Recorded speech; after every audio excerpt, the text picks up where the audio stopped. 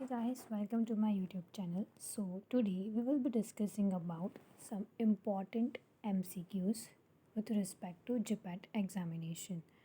Now, trust me guys, GPAT is one of the most important examinations if you are willing to do your MPharm or master's program within India.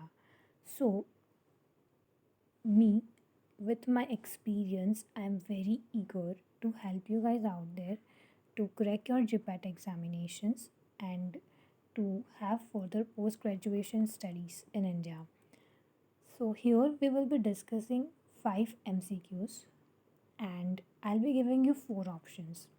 You have to think which would be the right answer, and if it is right, that's great, and if it is not, then you are learning, try to improve on that, and then we will move to the next question. I have also prepared GPAT practice MCQs part 1. So what I would request you guys is try to be with me and try to do each and every episodes of this series, because it will help you boost your confidence and it will also improve your journey in learning during your GPAT preparation phase. So without further ado, then let us begin. First question: which type of drugs are usually misused by sportsmen for anabolic effects? And the options are alpha 2 antagonist, alpha 2 agonist, beta 2 agonist, or beta 2 antagonist. And the right answer for this is beta 2 agonist. So beta 2 agonists like salbutamol are generally those type of drugs which are misused by sportsmen to increase their anabolic effects. Okay, so the answer is beta 2 agonist. Now the second one.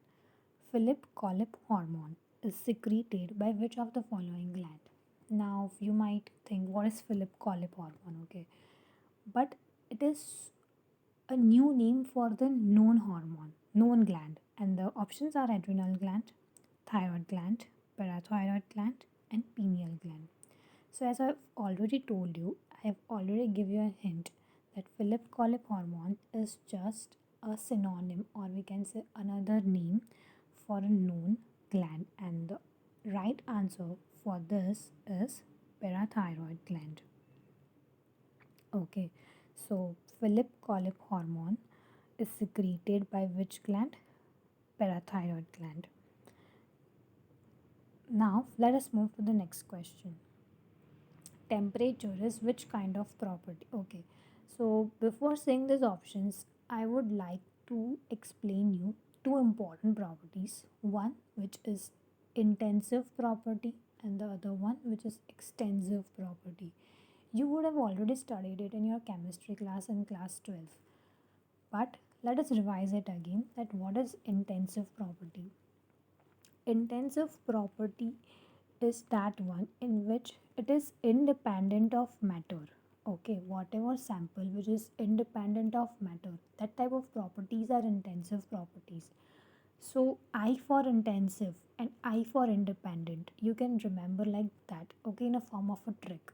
That is, those sample which is having such type of properties which are independent of matter, and examples of this are surface tension, viscosity, temperature as well. Okay, so I've already told you the right answer here, but intensive properties are those which are independent of matter. Whatever matter is present in the sample, they are independent of it. Okay, know that. Now, other properties, extensive property. So now, if intensive properties are independent of matter, then opposite will be true for extensive property. That means extensive properties are what? They are dependent on the matter which is present in the sample. And such type of extensive properties includes mass, volume. Okay, so these are extensive properties, whereas intensive, I for intensive and I for independent of matter. Example of such properties are surface tension, viscosity, and temperature. So here we have asked which type of property is temperature. Now you know that temperature is what? Intensive property, because it is independent of matter. So here the options are given: intensive property, extensive property, both, or none. So here the right option is intensive. Now let us move to the next question. Which vitamin participates in the metabolic reaction as coenzyme E? The options are pantothenic acid, riboflavin, folic acid, and pyridoxine. So here they have asked us which vitamin is there which is participating in the metabolic reaction as coenzyme E. So the vitamin which is participating here is pantothenic acid, which is vitamin B5. Also guys, try to know the other name of such type of vitamins. Okay, like if pantothenic is given, then pantothenic acid is also known as vitamin B5. Riboflavin, which is vitamin B2. Folic acid, which is vitamin B9. Pyridoxine, which is vitamin B6, like that. Now let us move to the next one. Benorelate is a prodrug which is obtained by condensation of which drug? So benorelate is first of all what? A prodrug. Know this. It is very important, okay? And that includes which two drugs combination? So it includes paracetamol aspirin, paracetamol diclofenac, paracetamol ibuprofen, or diclofenac and ibuprofen. So the right answer for this is paracetamol plus aspirin. This is a very common question, but yeah, it is very important. And here the main thing is that also know that it is a prodrug. Okay, it is not a drug which is directly showing its action. It is a prodrug. Okay.